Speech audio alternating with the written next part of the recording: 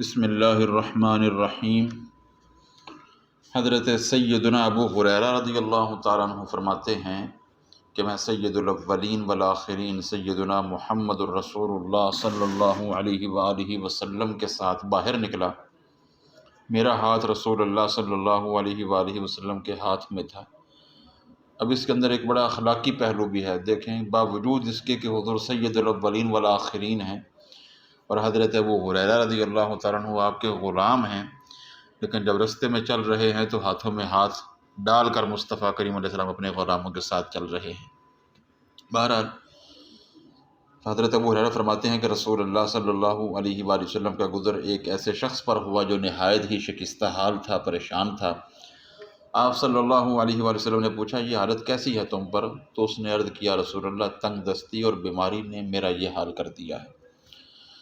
تو آپ نے اس سے فرمایا، کیا میں تمہیں ایسے کلمات نہ سکھا دوں جن کی برکت سے یہ تنگ دستی اور بیماری جاتی رہے؟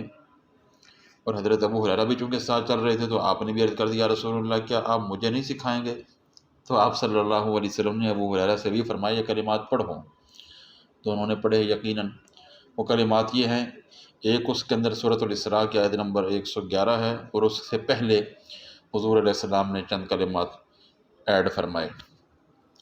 تو سماعت فرمائیں، توکلت علی الحی الذی لا یموت والحمد للہ الذی لم یتخذ ولدا ولم یکن لہ شریک فی الملک ولم یکن لہ ولی من الذل وکبرہ تکبیرا۔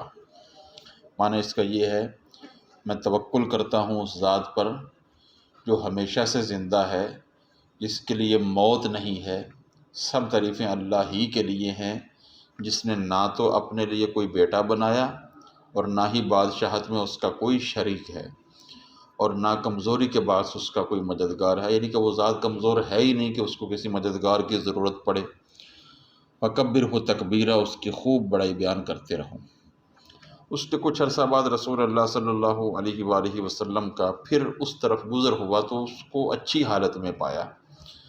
تو آپ صلی اللہ علیہ وسلم نے خوشی کا اظہار فرمایا۔ اس نے عرض کیا، رسول اللہ، جب سے آپ نے یہ کلمات مجھے سکھائے ہیں میں پابندی سے انہیں پڑھ رہا ہوں۔ اللہ رب العزت ان کلمات سے ہمیں بھی فیض حاصل کرنے کی توفیق نصیب فرمائے۔